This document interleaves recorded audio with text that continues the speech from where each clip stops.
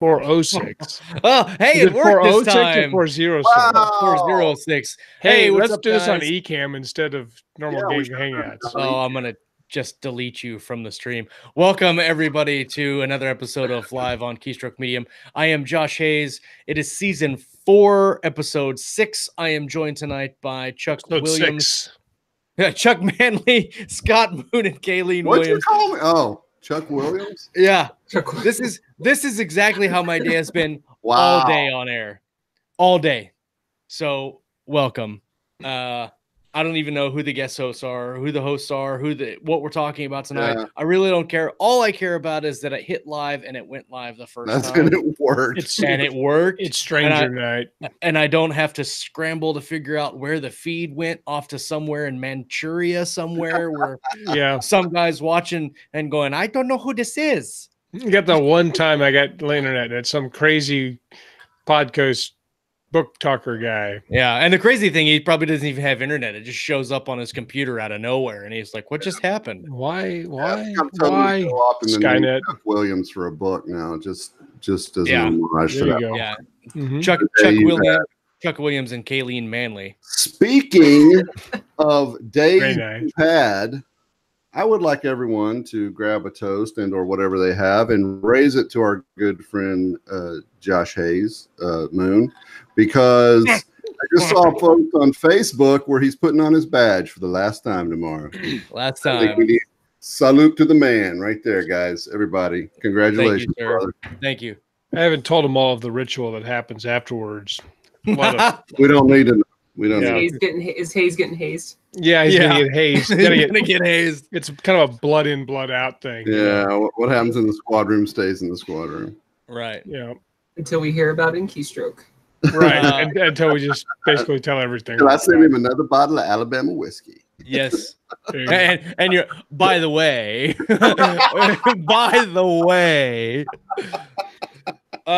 yeah, well, the interesting thing is, and the really cool and motivational thing that I will say, and then I got one after that. Yeah, of course he does. So yes, tomorrow is my last day on the police department. I will turn in my badge and my gun and my ID and all the gear that I just spent like 2 hours trying to find, which I still haven't found all of it. And it's whatever. Somebody's gonna have a can of mace somewhere. I don't know where it is. Kids are probably playing with it right now. Oh, I hope they are. Yeah, so tomorrow's my last day. I'm retiring, and that tomorrow would not have been possible had it not been for this show. And that's true. Kayleen and Chuck and Scott and all of you guys in the live chat, Lauren and Steve and everybody else on the team, all our dreams are to go full time, and well, some of our dreams are to go full time, maybe not, but I know everybody that I talk to, their dream is to become a full-time author. And for a lot of us, it's one of those things that it's that light at the end of the tunnel that you can't ever get to. And you strive to get there every day. And then when it happens, you're like, I can't believe this is happening. But I know for a fact, 100%, that I would not be retiring tomorrow if it had not been for KSM and what we're doing here and everybody that's watching tonight and support the show on a daily basis. So for that, I thank all of you from the bottom of my heart, because you guys have made this an amazing journey for me. And without you guys, it wouldn't have been possible. So, I will say that, and in lieu of any emotional breakdowns that may or may not happen, since I am about 2 sips down in this Wheat State bourbon whiskey, let's talk about what we had going on today, man, or this week in our writing career. It was Mega Monday for us, and I've got some stuff to talk about. Scott, you said you had something to talk about, so why don't you go next? I'd say every time I go to work, it's like, I sit in my little sergeant's office, which is kind of the social hub of the station. It's kind of a long story, but everybody walks in and says, "Hey, so are you going to quit like Josh Hayes?" That's the first thing everybody says to me in the entire department, no matter where I go. So anyway, so like famous made a break from it. So, yeah, as far as writing stuff, I launched 2 books this week. Actually, I launched the The Forever Siren on February 8th, which is a conclusion of a trilogy I've been working on for a very long time. And then also the one with Jeff Chaney, The Last Reaper, on Sunday, which is doing very well, thanks to Jeff, because he really knows what he's doing. He can definitely sell some books. So it's a really fun story. I like it a lot. A lot of writing. Only had I had a few major meltdowns, technologically related, where Josh talked me off the cliff. So all that, just kind of a normal week for Scott, really. Yeah. Par for the course. Par for the course, right. Yeah. Well, on launch day, I get up and I go and I look at my computer, and I had just learned how to use affiliate links properly, and I had them all sent to my website, and I was driving traffic to my website with Facebook ads. And I get up and I click on my website, and it has this massive malware warning. And so I go to Weebly to edit the site and see what's going on, and it massive everything to do with Weebly. If you type Weebly anywhere in the search bar, it was like this warning. And I guess a guy said it was something to do, not with Weebly, but one of their cloud servers had some sort of problem, and they got it fixed, and then everything was okay. But that's not something you want to see when you're trying to launch a book. Like, hey, look at all the promotion I did. Oh, and by the way, now everybody that you've just driven your site all thinks you have a infected site and never come back. But it was okay. Good times. Kayleen, what about you? What have you been up to today or this week? Well, today, this week, the store is literally falling around at the day job. Let's see, when was it? Sunday night, I had to go drive out as it's snowing and icing out because the girl couldn't get the door closed because we had to get something fixed on the door. And the guy ended up raising the door, so I'm like putting all my weight into it, screaming at this fucking lock, just lock it down. Anyway. And that's after door. That's after it was flooding because the roof needs to be fixed. So just finding buckets out of everywhere. Anyway, but today was good. I think I've nailed down my near future antho, so I'm super excited. Nice. Cool. Because I'm probably 35,000 words into an 8,000 word story. So right, yeah, there you go. That works. Overachiever. I feel like I'm submitting to a Chris Kennedy anthology. So, what about you, Chuck? Oh, let's see. I passed 70,000 words on Brace Cordova 3 today. So nice. I'm closing in on the end of that one. Reviews are starting to roll in for the audio on Master of Hounds, and they're looking pretty good, averaging about 4.3 at this point. Cordova Audio is doing about 4.7 overall, so it's doing pretty well. And planning out the next the sequel to Master of Hounds, and also been playing around with some world building for an epic fantasy thing to kind of play off the story I wrote for the Kingdoms of Iron and Fire. So yeah, that nice, very cool. Staying busy, you know. And my kid turned 14 today, so I was doing the birthday thing the last couple of days. Happy birthday, Jake. Yeah, I told him a bunch of people on Facebook you don't know said happy birthday. Yeah, I actually, that was one of the notes that I had written down for my the morning haze this morning. I saw your post and I was like, I'm gonna wish Jake a happy birthday, and well, then the entire show went to freaking crap, and I lost all my. I also have been making some notes to start doing something similar to what you're doing. Basically recycling a lot of my story shot stuff into video format to use, like, you know, just little shorter things like you're doing with the Morning Haze. Yeah. To put on the YouTube and the Keystroke Medium thing. So that's also on the to-do list. Very cool, dude. So. Good stuff. I really like the Story Shots podcast. I want to change the format around a little bit, you know, since it's going to be video and since I'm going to be repeating some stuff, but I want to add, like, I'm thinking about ending every one that I do with a writing prompt and that kind of thing. So I want to have some stuff. I want to have some stuff to draw from before I start making the videos. And you know, I'm still deciding if I want to do the live thing where I can take questions or just do some videos and put them up and do it that way. I just don't know yet. So. Yeah, very cool. We premiered our first Keystroke International show on Saturday. Kayleen did a phenomenal job producing the audio for that podcast.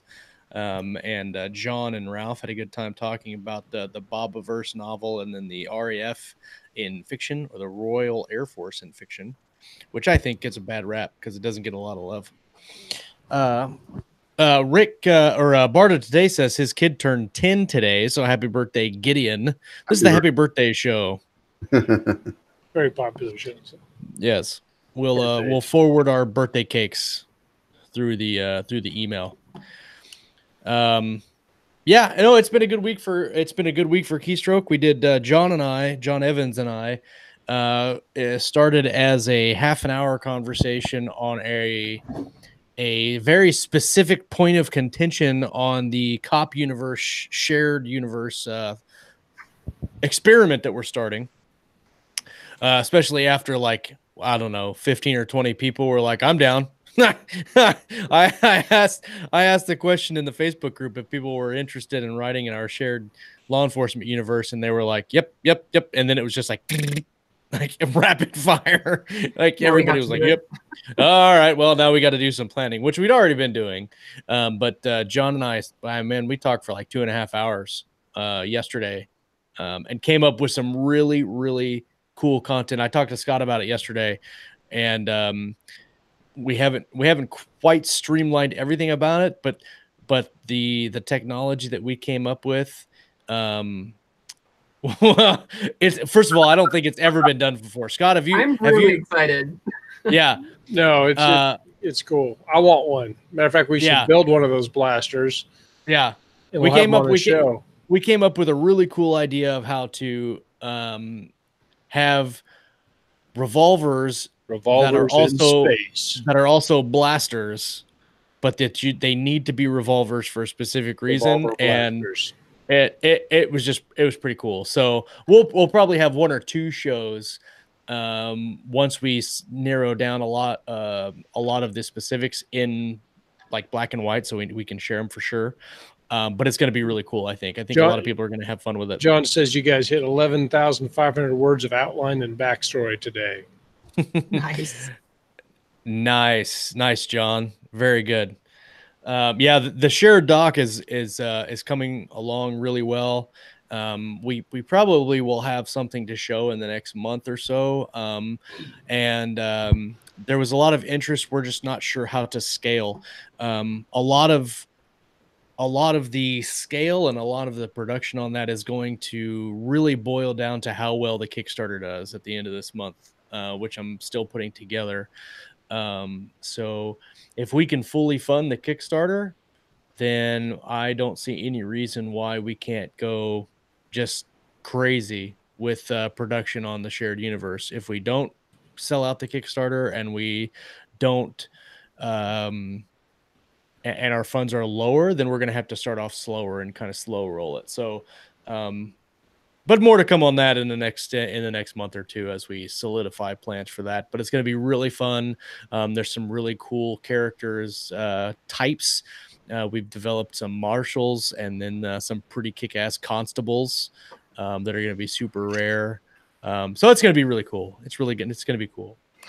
But speaking of that, and speaking of anthologies and collections and writing stories, the topic for tonight's show is choosing a point of view and also character voice, because I think both of those kind of go hand in hand.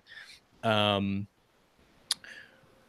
are some stories that work better as first person, and some stories that work better as third person. And when you talk about voices for those shows, they're kind of really different. And like in a first person type narrative, you're going to have a more unique voice than you would if you were doing a third person. So I want to kind of start off the conversation with kind of a prompt question. What is your favorite point of view to read in fiction, and why? Do we have any volunteers to go first? I'll go first. Thank you, Chuck.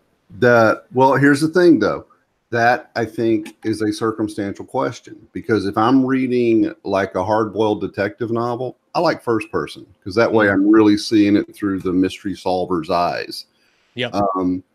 But if I'm reading something where I need to, like, see from more than one point of view, like what's going on with the good guys, what's going on with the bad guys, what's going on with this subplot over here. A lot of times third person is going to work better for that. It kind of just depends on the story the writer's trying to tell me as to what I prefer to read.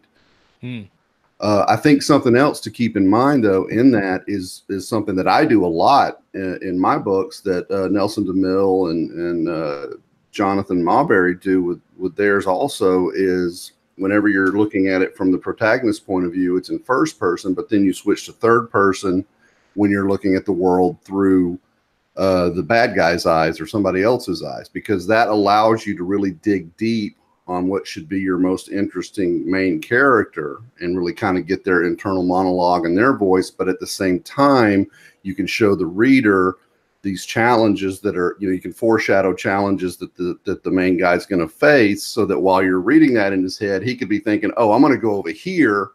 But the reader knows, oh no, the bad guy set up a trap over there, so you add that tension. So I think a lot of times a combination of that, when done properly, is also really good. But, my short answer, though, is it kind of depends on what I'm reading, whether I like first or third most. Do you have a preference if you're looking for a story to read and you have, let's just say, a noir? Well, I'm the fantasy guy. I'm the token fantasy guy, and I like the urban fantasy. A lot of that is best served by first person. So I guess I would say, usually I'm going to go first person, just because most of my preferred genre is written that way. Excellent. Very cool. Who's next? Who wants to go next? Well, I've always written with, I always done most of my writing in third person limited for the longest time, past progressive tense or something like that. But lately I've started writing in first person present tense, and I really enjoy it, but it's hard to write in that. Ooh. So let's break that down a little bit. You said third person limited. So in first person, we all know what first person is, right? Which maybe we should have started out with this. First person is, I did this, I did that, I saw this. And with first person, it's the main character of the story telling you, the reader, what he did through his point of view. You have second person, which has only been used once that I've ever seen successfully, and that was Galactic Out. Well, it wasn't Galactic Outlaws. It was Kill Team, I think. No, it was Galactic Outlaws. I'm pretty sure it was in Galactic Outlaws. And it was part of it was Tom. Tom's narrative was in second person. The character Tom was a double agent. Yeah. And that's basically like, you go here, you go there, you did this, you did that. And then third person is, he did this, she did that, he said, she said. But there's different versions of third person that you can use. You have third person limited, third person omniscient, and third person limited is the person that you're following, that you're in their head. You're seeing them as kind of like behind them. You're not that person. You're just following them around, and you only see what they see. You can think what they think or know what they think. But you only see it from their point of view, so you don't get anything else. Third person omniscient is, you can see everything, you know what everybody's thinking all at the same time, and it's kind of like, what's the best way that I've ever seen it done is Hitchhiker's Guide to the Galaxy. Where third omniscient really works, and it really works because that book's kind of a comedy and not. You know what I mean? Right. Yeah. Well, and third person omniscient used to be very popular, a long time ago. Yeah. In books. So sorry, I interrupted you, Scott. You were saying fine. Third person limited. So I like normally to write in third person limited. So it's you have some restrictions on what you can let people know. That's good for building multiple points of view, like Game of Thrones, or a lot of novels that have different characters from their point of view in each chapter. So I like to do that. Lately I've been writing in first person present tense, which is like first person. Normally it's first person past perfect, I believe is the term. And my other friends will be getting me wrong. So first person past progressive would be, I ran to the store. Whereas present is, I run to the store. I load my weapon and fire at the enemy, and it's when you first start writing it, it's very it's like lifting really heavy weights, but if you do it long enough, it's hard to stop doing it. So it's kind of like crack. The other one I like, and yeah, like it's like crack for literature. But but you have to be willing to. The thing about the first person present tense is it allows you to not use the word I so much, because some of it's assumed and you can just kind of flow and go with it, but it's very personal. You know, if you're someone who doesn't like to share of yourself, then it's not a good point of view to write in. The other one that I like is called what's it called? Dang it! I wish Lauren was here. Sean Coyne talks about it a lot, and it is free indirect style.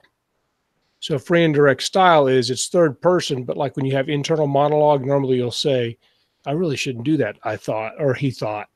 Well, in free and indirect style, you write in third person, but when they're doing the internal monologue, you slowly phase out the tags. So you start out saying, I need to go to the store, he thought. But after a while, once you know the character, then you stop putting those tags in. And Stephen King does that a lot. So you'll find those little bits of italicized internal thought with no attribute to who's saying it. And once you get to that point, it's much more personal. It flows much faster. I like that too. But what was it called again? Free indirect style.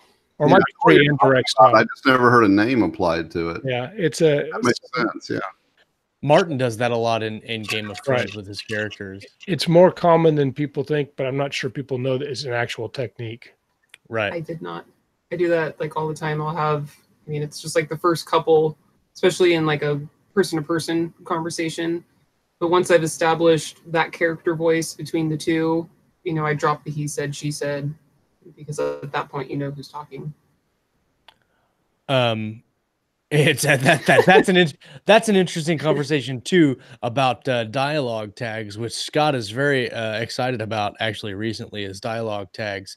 And it's funny because I am the same way, Kayleen. When I write dialogue, you establish who's talking, and then you kind of go away from the he said, she said through the conversation. Sure.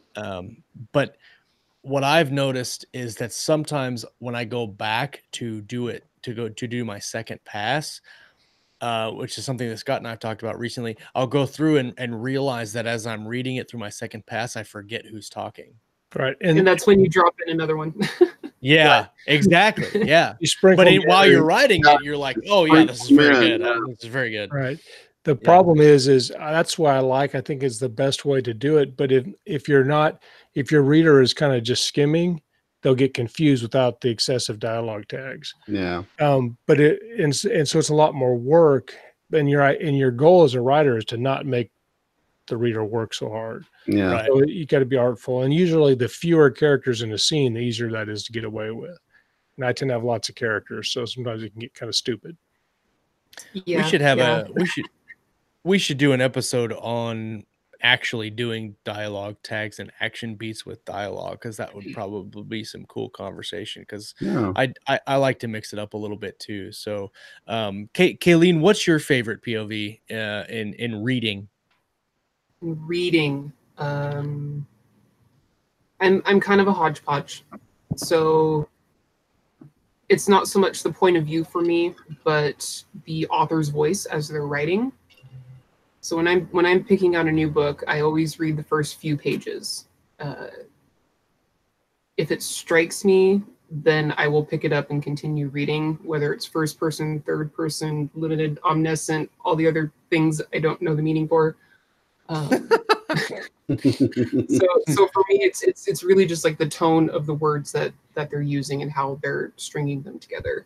Because I've read the back of a book and been like, ooh, that sounds like an interesting story. Flip to the first chapter and been like, no, because the voice didn't gel. Yeah, I think that's just smart book buying, though. I don't know. But I've never had a personal preference. I mean, I write naturally in, I guess it would be the third person limited, I think it would be. Right. Yeah. That's what I naturally write towards, with a little bit of first person sometimes. But for reading, it's all about the voice. That's really important. Ellen talks about that a lot, is that you should be able to differentiate your characters in their dialogue. So if you have really good characters, you should need less dialogue tags because you can tell who's talking by their speech patterns. Yeah, word choice, things like that. Yeah. Yeah. Absolutely. If their personality shows through what they say and whatnot. I've always been really kind of attracted to the third person limited style. But there has been several novels where I have read the first person and liked it strictly because of the voice, and I might not have even liked the story. I probably would not have liked the story had it been third person, but because it was first person and the character voice carried me through the narrative, that was interesting and allowed me to or drew me in to keep reading the book. But I tend to like third person limited, as if I'm choosing between two books, I'll choose the third person one usually most of the time. What is Legionnaire written in? Legionnaire is third person limited. And the interesting thing about those books is, and we're talking about Galaxy's Edge, is most of them are written in third person limited, but they do kind of mess around with character voice and POV and character tense, because they do second person, they do third person. They have some first person mixed in there occasionally, so they kind of throw the gambit of POV and character voice. But when I read, I typically go to third person limited, and that carries on into my writing too. Most of the time I write in third person limited, because I like the ability to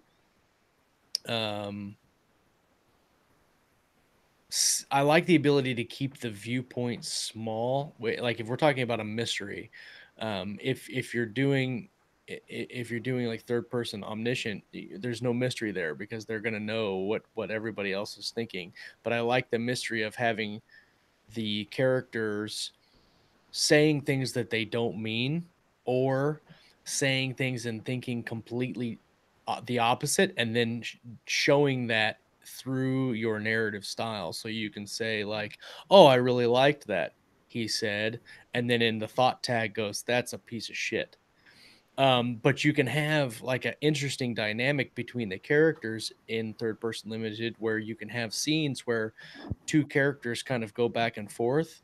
And in maybe one scene you have it from one POV, but then in the next scene you're in the head of the other character, and they have seen that scene completely differently. And I think we talk about a Game of Thrones a lot, but that series does that a lot, where their specific POV interprets and views the world very differently than everybody else. And so it's kind of like a mosaic of point of views that stitch a world that's not exactly true but not exactly false either, because they're all seeing it through their point of view and through their biases, but you can see it differently through each character. And I think that's really cool about the third person limited, if done correctly.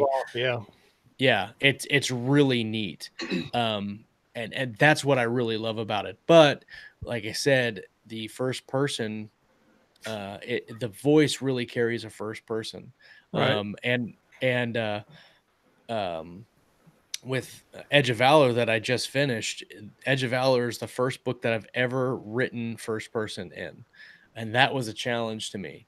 And it bounces between third person limited and first person, and I didn't think that I could do it. Like that was partly what took me so long to write the book, is I didn't think that I could really pull off a first person narrative.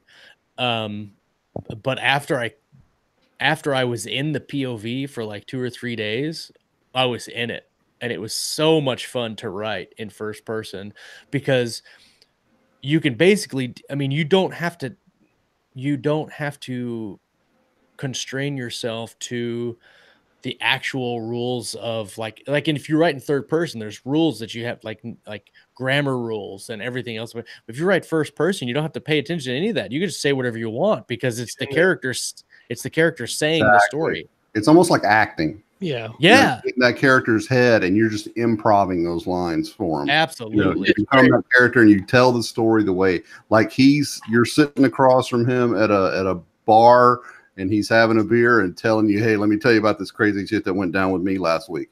Yes. And you just get into that groove because I do that. That's how Brace, because when I wrote my space opera, I wanted to do something I didn't see that often in science fiction. And you don't see a lot of like first person and then shift to third person kind of stuff like I was talking about with DeMille and Marbury. So I wanted to do that with my space opera series. So I've gotten to a point now after 3 books, man, I can shift into Brace's personality to do his scenes. It's just like flicking a switch in my head. Yeah. So it's really, I think there's a lot of kind of an acting vibe to writing in first person and really knowing your character and things going across that way. It can be really powerful. And I think, and the reason I asked about Legionnaire, it is actually written in first person present tense. And I think that's what got me. Oh, that's right. It is. Yeah. Because you're right. So an example, I pulled it up here. And so like a paragraph starts out, we dropped to our stomachs just as the tank fires a shell that could have cut us in half if we were still standing. Eager to turn us into mist, the gunner must have made a mistake, blah, blah, blah. And so it's very much right now, Yeah. Yeah. But then you'll see in like, just pick a random selection of there, the narrator, your protagonist, their thoughts are fair game. So they can expand upon things and they can tell you things that they know or believe about the universe without it being info dump, because that's what they're right. That's what right. Right. So that opens up, that solves some of the show versus tell problem a little bit, depending on how well you do it. And of course, Jason and Nick do it probably better than anybody in the genre that I've seen, at least. Well, it's interesting for their series because their series, they purposely set it up to do whatever they wanted to do. Yeah. And so they like, and I misspoke. I said third person. You're right. It is first person. Galactic Outlaws is third person. Right. And then Kill Team, the third book, is first. There's one that's both. It switches back. It's both. It goes between, yeah. And then the fourth book, Attack of Shadows, is like a Tom Clancy Cardinal of the Kremlin type war story. And so they played with all the that's cool. All the possible ways that you could structure a book they've played with, and it worked for them. And I think that was really cool with their series, that they didn't have to pigeonhole themselves into one particular style. They can get away with it because they're good writers and they got an excellent production team and editors and proofreaders and beta readers and all that. So right. So let's take a break here real quick and talk about our show sponsor. And our show sponsor today is Erica Shanniak. Thank you, Erica. And her book, Jordie in Charge, a Castre World novel book. Very cool cover, by the way. I like that. I'll post the link in the live chat. Let's post it. No, I said post it. Do what I want. There you go. Okay. So Jordie in Charge by Erica, or E.A. Shanniak. Happily Ever After was within her grasp. Instead, she took a chance on love. Princess Jordie defied conventionality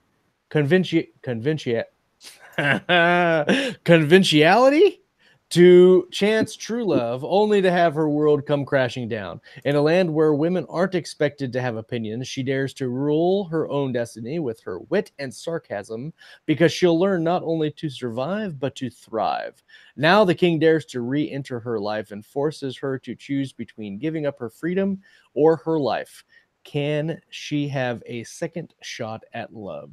You'll laugh, cry, and feel frustration with Jordie as she discovers more of who she is and love she is capable of in the first book of the Castre World Series for fans of historical romance and the proud and determined women found in Eliza Knight's Stolen Bride series and Philippa Gregory's The Plantagenet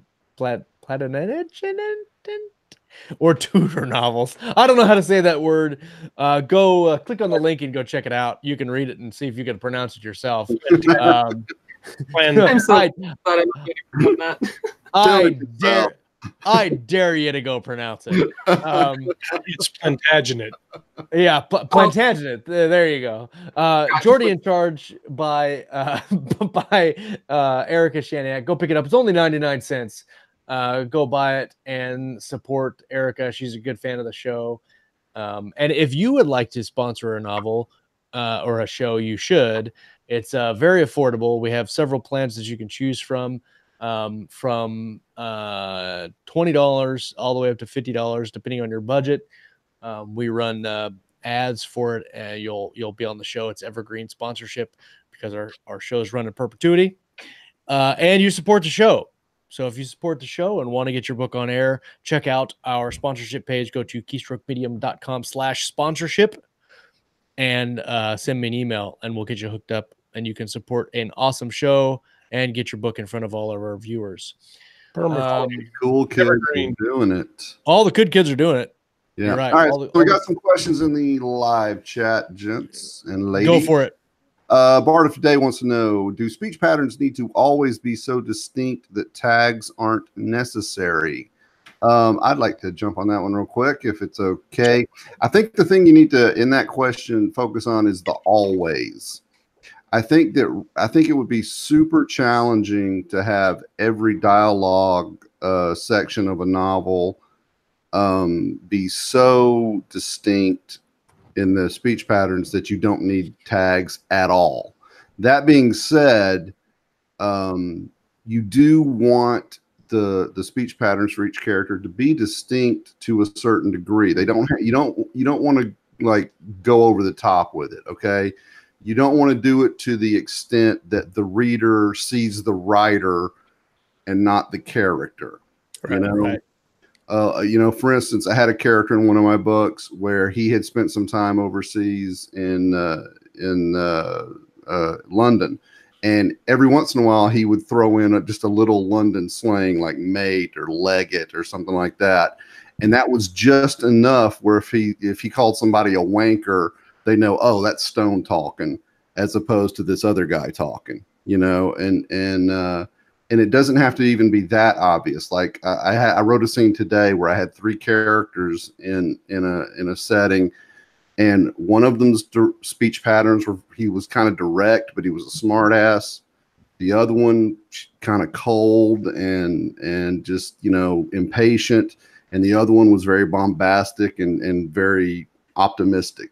So if you nail down those personality traits of your characters when you're writing and keep them in mind when you're doing the dialogue, I think that you're kind of automatically going to pick the right words for them, because if you're writing Joe and you know that Joe is very optimistic, he's not going to be the guy to say we're all screwed. He's going to be the guy to say, well, yeah, we're going to do that. So if he's supposed to be optimistic and you find yourself writing something that's not really optimistic, you'll know you're off track and you can go back and course correct. So I hope that answered it from my perspective, but what the fuck do I know? So go ahead. It's the same thing like when you talk about developing 3-dimensional characters. Some of your characters are not main characters and they're not going to get the same amount of originality. And, you have a character that's just somebody who's kind of there every now and then. You don't need to make their voice that distinct, but your main characters and stuff should have some personality, I think. Oh, I completely agree. Yeah, well, I completely agree too. And I think that when you're talking about main POV characters, whether it's third or first person, you should probably, if it's third person, you should probably have a consistent voice throughout. If it's first person and then you're jumping between characters, you want to look at making sure that those voices are distinct in your narrative. But I think when you're talking about just strictly dialogue and dialogue tags, and like I said, we probably should do a show about this. But the other thing you have to think about when writing is audio, because an audiobook, it's a completely different thing when you're talking about dialogue and listening rather than reading. And so if if a narrator is just narrating, and it's not like a Luke Daniels narration where Luke Daniels will give the characters different voices, and so you will know who's talking based on the voices that he gives the characters. But some narrators don't do that. So if the narrator is reading and there's 5 lines of dialogue with no tags, you may lose track of who's talking and have no idea what's going on. Right. And so, and that's one thing that Scott and I talked about for the tags, even in the written side of things, is you put them in there and then you think, there's so many dialogue tags, people are going to get pissed. No one sees them. They go right over them. They skim right over. It's like punctuation. Yeah, and there's that, exactly right. Punctuation, quotation marks, all that, periods, commas. No one gives a crap about any of that, but they know what it means subconsciously. And so when you put a he said, she said, they see it, they understand it, and then they glaze right over it. It's not actually a word that they read. Yep. And so, like, overusing dialogue tags, yeah, that could get pretty annoying. If every single line is blah, blah, blah, he said, blah, blah, blah, she said, blah, blah, blah, he said, blah, blah, blah, she said. But you can mix it up, and you can say, you can have an action beat, or you can have a he said first, or whatever. I think kind of when it becomes necessary for voice is when your first person character is talking and you want to make sure that they are sounding in their dialogue the same way that they sound in the narrative. Because if they're telling you the story in a first person narrative and their voice is a specific way and they talk a specific way, like say they're let's just say, for instance, they're a cursing fool, and they're like, the frickety flack thing over there did this frickety flack thing, and then they talk and they're like, well, sir, we go over there, and they're all proper and shit.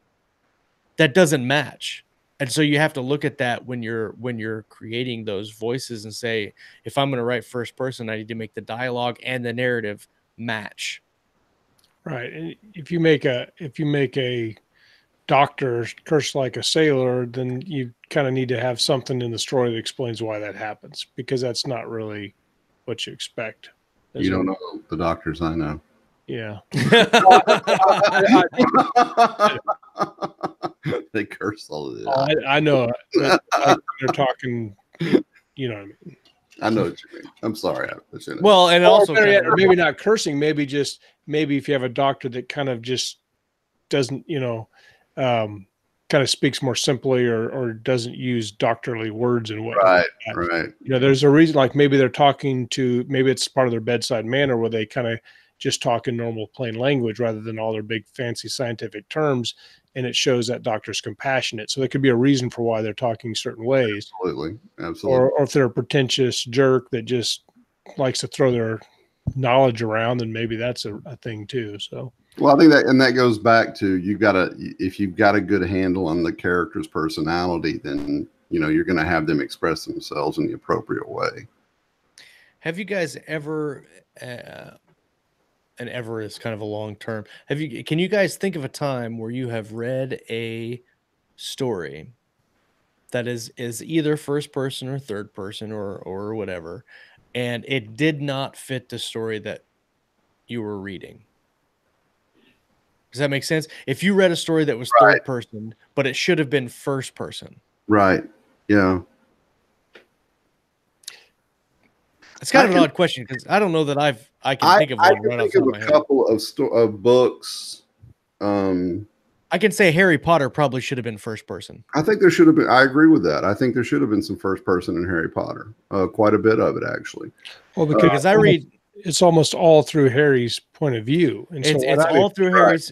Yeah, it's all through Harry's point of view, and actually, I'm listening to it with my kids. When I drive my 2 older children back and forth to their moms, it's a 2-hour round trip, and so it's 4 hours a weekend that we're in the car, and so we listen to the Harry Potter books, and we're on book 4 right now, and the biggest thing for me to get over in the Harry Potter books is her just liberal use of adverbs, because they're just everywhere. Yeah. Everywhere.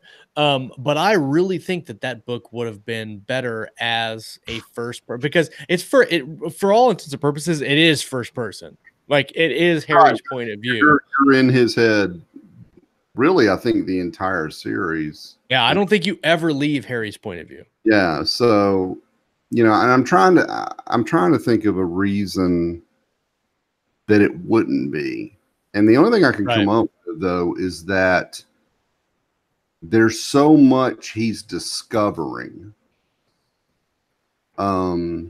Because he's learning, in the first couple of books, he's learning about this magical world that he had no idea existed. And there's the big mystery of who he is and how the lightning bolt thing and all that shit. So, maybe she felt like it's more it would almost be too much to try to write it in an accurate point of view for this kid who suddenly had all of this shit on him. You know what I'm saying? Yeah. That would be a tough personality to capture and actually have him verbal. Because I can think of a couple of scenes where he really was at a loss for words. And if you're writing a first person book and you're in a scene where you're at a loss for words, what can you write that the character says except I didn't know what to say? And that's such an epic story that I don't know. That's the only reason I can think of she would, and I'm assuming it was a conscious choice that she chose third over first. It could be that that's just how she likes to write, and she sat down and started writing and didn't really give it any thought. I don't know. Right. Well, because typically aren't YA or middle grade books, typically they're written in the first person. I don't read a lot of YA, so I don't know. Yeah. What about you guys? Have you thought of anything that you maybe would have liked better in a different I can't think of that exact example, but I can think of times in general reading fantasy, because I love fantasy. Most of my reading's probably been in fantasy up until a few years ago. But sometimes the narrative style more than the point of view doesn't match, because in fantasy novels, they really like the full words, no contractions. A lot of the ones I've read anyway. And sometimes it doesn't feel like they would talk that way. And that's maybe what makes Martin a little bit different. But other times I've read a fantasy novel where they're trying to sound hip and current and timely. And I'm like, it makes me want to just puke on the book. Absolutely. It's not, they try to take like 21st century values and put them in, an 18th setting. It's dumb.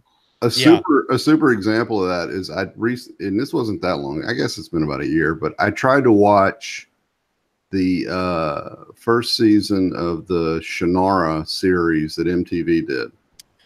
30 seconds. I got through about 3 episodes, and at some point during the thing, one of the characters, they're all like 13 years old or some damn thing, but one of the main characters said something about sloppy seconds. And as soon as she used that line, I'm like, I'm out. Because that's not epic fantasy. That's you can't I can see trying to update it and jazz it up a little bit, because they're trying to sell a product, but man, it's like lines like that, stuff like that will kill the soul of a genre if you let it. Right. So anyway, but you said that and it just brought that experience to mind, because I think that's a great example of that. But even the fantasy books I've really loved, sometimes they just have fatigued me with the really proper, perfect English grammar of the entire 385,000 words. I'm just like exhausted by the end. So anyway, about you, Kayleen. I can see you trying to break in and tell us how it is. Tell the old men to shut up. No, you guys are good. So the one that I can really only think of is the series that my mom was so gung-ho about. And she was so excited. She was getting me excited about it, the way she was describing it. So I started reading it, and I seriously wanted to throw the book through the window because it just grated every one of my nerves. And it grated it even more because the story plot was really interesting, but it was written mostly first person with a little bit of third thrown in. And I wanted to throat punch the main character because she just, anyway. So for that book, if it wasn't written first person, I think if it just had been fully third person, I wouldn't have been so pissed about the main character, and I could have really gotten into the story arc and the plot and all this other stuff that I couldn't finish the series because I was so done with the main character and everything that was in her head. I didn't want to know about. That's a really good point, because a lot of times everybody has their favorite characters, in especially in fantasy, where you have lots of characters, or in a lot of science fiction. And if it's in first person, you're kind of stuck with that character, and they may be crappy. It was like by book 3, I'm like, please just let her change a little bit, something, anything. Yeah. And because it was in first person, it was like all right there, you know. Yeah, if you're going to go first person, you damn well better have an interesting and entertaining primary character, you know, because the character has to be somebody that, if they were real, would be really good, like I said before, at telling bar stories, you know, who could just sit there and tell you a story and you want to listen to it, because essentially that's what the character's doing. Yeah, somebody like in.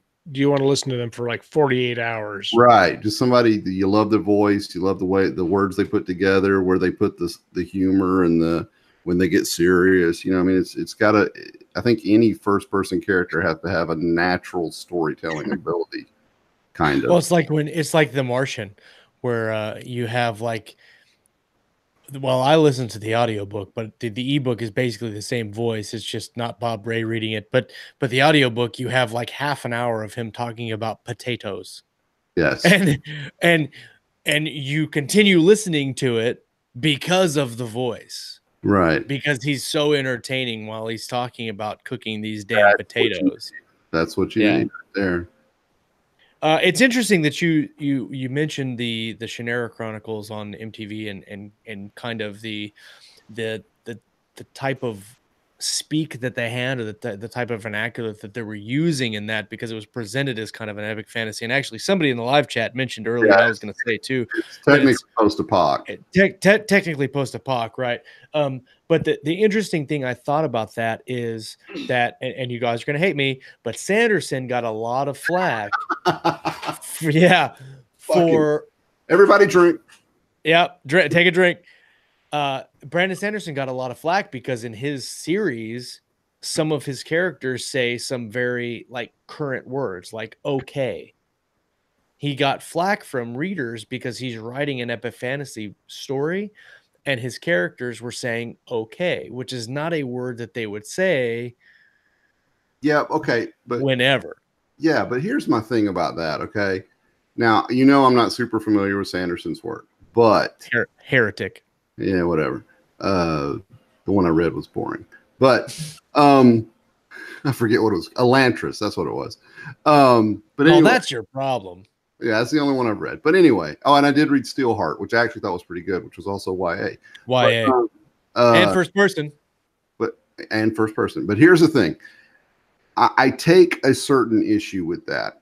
If they, like in the Shannara thing, in Sloppy Seconds wasn't the only thing they said, but they took some very specific modern vernaculars and slid them in there for these young people to deliver the lines. And I think the whole idea was they were trying to make it relatable to a younger audience.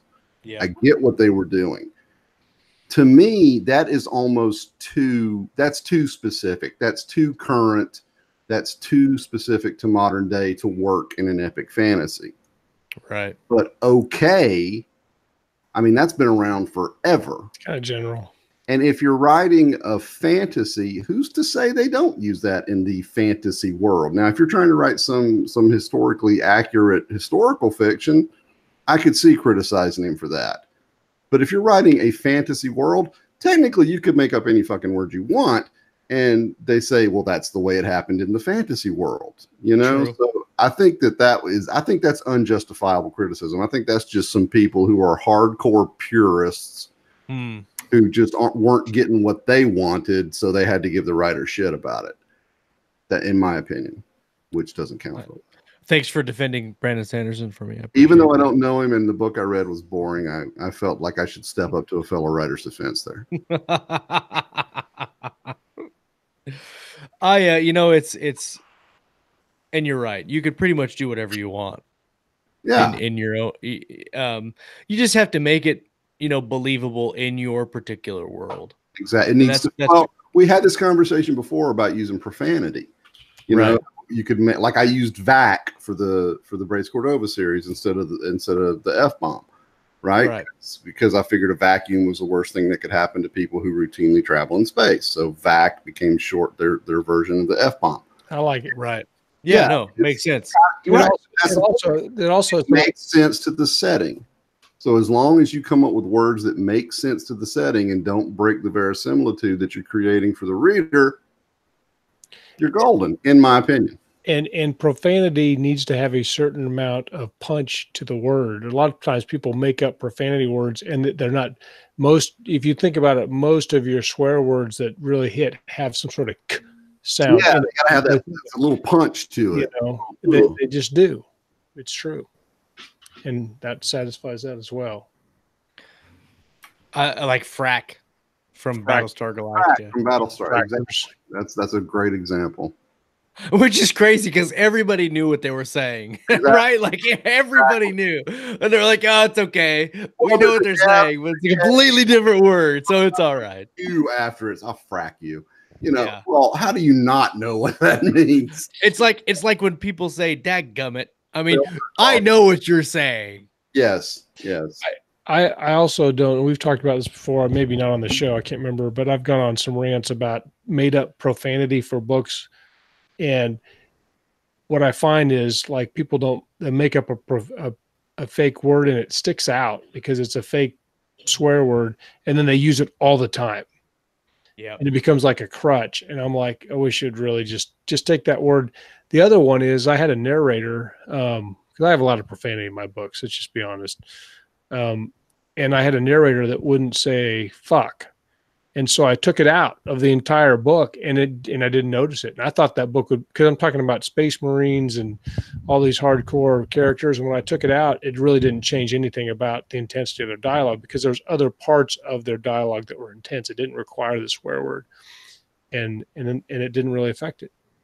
Well, and I think, talking to bring this full circle, it really kind of depends on the voice you're using for your book. If that voice would use swear words, whether it's in the narrative or in the dialogue, then it's appropriate.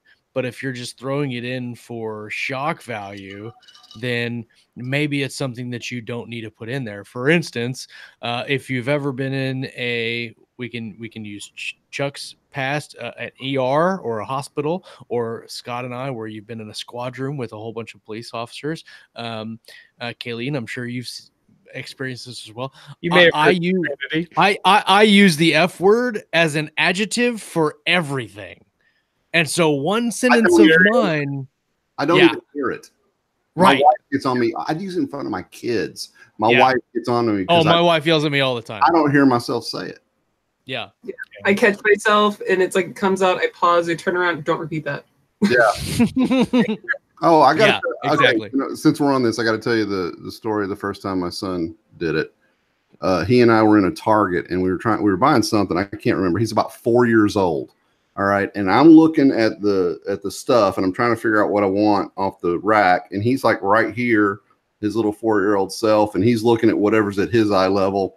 And just down there at the side, I hear this little boy voice go, "Daddy, what the fuck is that?" And I just shook my head like, oh, I'm paying for it now. Yeah. Well, that's usually it happens. They go to school and say it. Then they're like, the teacher yells at us like, well, Dad says it all the time. It pretty much probably has happened. I don't know. What's very interesting to me is when you have developed a series where either you don't curse or your cursing is kept at like a PG-13 level, which in the writing that I'm doing right now, my Edge of Valor is very much a rated R book. I swear in that book. But my Terra Nova stuff is very much PG-13 because in Richard Fox's Emberverse or Ember War stories, that's what he wants. He wants PG-13. And in Terra Nova 3, I have Hale use the F-bomb. and it's I don't know that it's the first F-bomb in the Ember War series, but it's the first one that I can remember.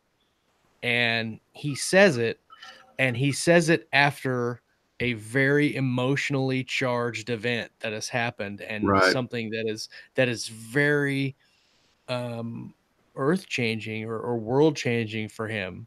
And he uses that word in a phrase, and it just punches you right in the gut. See, and because so, it was PG-13 to that, that's what gave it the impact. Yes. So it's like that scene in Temple of Doom, Indiana Jones in the Temple of Doom, when he's on the bridge and there are bad guys coming this way and bad guys coming that way, and he's looking and he just goes, "Oh shit."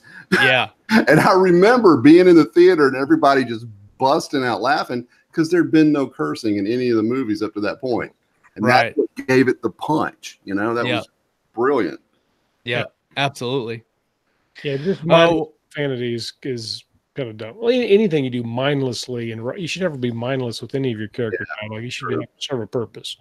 I tell you what, if I ever wrote like a first person narrative in my actual like first person, the way I actually talk, like hey, well, this I would write, actually 150 after you added all the F-bombs. I would write 100,000 word novel, and 75,000 words would be fuck. Like that's just how I talk. We talk to each other when the cameras aren't rolling, right? Yeah, exactly. Right. It's our weekly chant in the post show, which we won't share here. But we are coming to the end of the hour, and it's always been a great discussion on the roundtable. Everybody that came and joined us and hung out with us in the live chat, thank you guys so much for being a part of the show and supporting the show. Definitely, if you have not liked or subscribed to the channel, please go do that. We're trying to boost our engagement. We're trying to boost our visibility this year in season 4. If you haven't subscribed, please do so. Like this video, share it around, and let people know that you hang out with the KSM guys on Mondays and Thursdays and Wednesday mornings and Friday mornings and Saturdays when International goes on, and then Chuck's. Guys, we're having content almost every day. We're going to get to a point this year where every day you will have something new from Keystroke, and it will hopefully be educational. Some of it will be fun, and some of it will be a learning experience. And maybe some things won't work, but we're going to do it, and it's going to be fun. And we'll all fail together. Hee-haw. Everybody take a drink. So Bart today says, Oba, thanks for a skit ton of time with these questions. That's right. Very, very nicely done, Bart. Oba is probably the made-up swear word that I like, and that's it. That's from Galaxy's Edge. And JR says I'm ghostwriting for Chuck Tingle. So no, I am not ghostwriting. How do you think you went full time, man? Come on, seriously. Yeah. Talking Amazon ads on Thursday with the very own Brian Meeks. That's going to be a good one. Yeah, I want to check that one out. Yeah, that's going to be a good show. Let's see. What do we have going on? Guys, we are booked all the way through June. Just FYI, for anybody who's ever wondered about how busy we are here at Keystroke, we are booked all the way to June. We have no open spots. And we have some phenomenal guests signed up to come on the show. Brian Meeks, like Kayleen said, is going to be on Thursday. Haley Stone is going to be on next week. And I tell you what, if you guys have not read Make Me No Grave, that is a great book. First of all, buy Erica Shanniak's book, Jordie in Charge, right now, because she's sponsoring the show. But after you buy that book, go and buy Make Me No Grave on audio or an ebook, because that book good. Is the audiobook's phenomenal. The audiobook is probably one of my favorite top 2 books in audio for 2018. Yeah, for that year, I could see that for sure. In 2018, it was Oathbringer by Sanderson and Make Me No Grave by Haley Stone. Everybody drink. Everybody drink. I'll do it. I'll drink to that. I don't care. So I look forward to hearing from her. That's going to be a phenomenal show. You guys aren't going to want to miss next week. We've got Josh Dazelle coming up. It's going to be a Josh Squared episode. That's some serious Josh power going there. Scary as hell right there. And then, The Thursday after next is going to be Jennifer Yanez talking about branding, and that is going to be the show you guys are going to want to watch for sure. Everybody needs that. So we have the writer on Thursday, Keystroke International. Guys, let the Keystroke guys know your love when their show releases. It's not live, but watch it, leave comments on their video, give them some love because they are doing some really good work over there at Keystroke International. Ralph and John and Devin C. Ford, they're doing some really good work over there. I actually think I'm on episode 2. So go and give me some love too, because I'm on that show. And then Kayleen, I think you're on episode 3, right? No, Lauren. I was at the day job.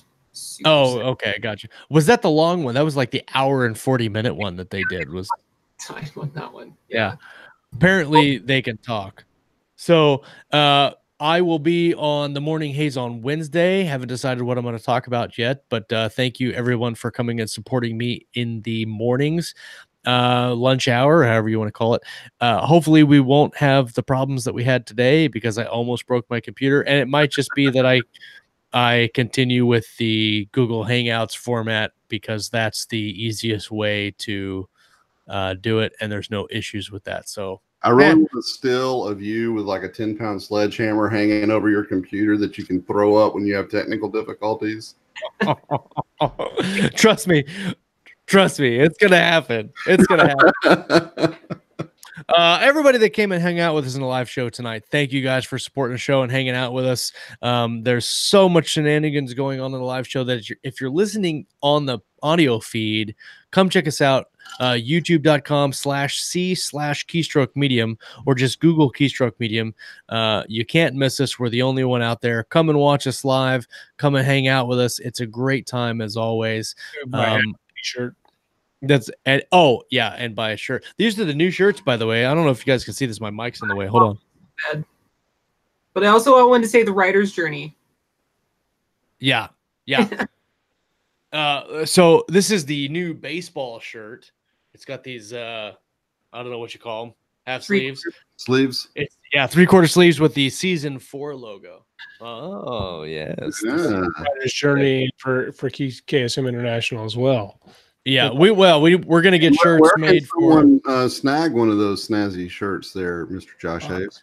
Oh, well, Chuck, I'm glad you asked that, sir, because you can go to keystroke.medium.com and then click on the store, and you can find the shirt there in the store, and the hat and stickers and everything else that we have for Keystroke gear. Go and support the show. And then on Instagram. Certain that's right. Came out. Oh, yes. Kingdoms of Iron and Stone is live. And it has been for a couple weeks, and it's doing particularly well. Go and pick up your copy. I've got a really kick-ass poster that I should show you guys, but I don't want to walk all the way over there. You can buy the poster online. Is it in KU? Is Kingdoms of Iron and Stone in KU? It is in KU. You can read it for free if you're on KU. And hopefully we'll get into the audiobook. That is a coming prospect. We've been working on that one. If you haven't bought the anthology, please go pick up a copy or buy one for a friend. It helps us out here at the show and supports the authors that submitted some stories. Rick Partlow wrote a fantastic story. So did Christy, by the way, and a lot of our regular guests that come and hang out on the show. Chuck wrote one. Kayleen and Scott both have one. I had one, and then I didn't put it in the collection. So maybe next time. Our next anthology is going to be the near future anthology, which we need to come up with a title for. I don't know if we need to figure that out. Future is Matthew Mather is going to do the foreword for that collection, so that's pretty neat. If you haven't heard of him, the author of the Utopia Chronicles and the brand new Polar Vortex, we had him on the show a couple weeks ago. So go and buy the collection, Kingdoms of Iron and Stone, and then come back on Thursday and hang out with us. Come hang out with me on Wednesday, and it's going to be a good time. Let's see, what does John say? He says we should have a tie. Ooh, yes. Definitely need a tie and a smoking jacket for the Keystroke International. Oh, you bet. I would do the show in the smoking jacket. Yeah. I'm going to figure that out. I'm going to figure that out. Like Keystroke medium cowboy hat. We could probably do that too. I'm okay with it, man. Let's do it. Or one of the flat caps like I like to wear. You can just put the logo right here where my bald spot is. I will send you a sticker and then just put the sticker. Put it right there. All right, let's call it a night, guys. Guys, thank you for coming and hanging out with us. Make sure you come back. I'll be here on Wednesday morning, 11 a.m. And then Kayleen and Lauren will be here on the Writer's Journey at Thursday at 8 p.m. Central, 9 p.m. Eastern. Come back. We're going to talk about some reading. We're going to talk about some writing and, of course, everything in between right here on Keystroke Medium. See ya. Peace, y'all.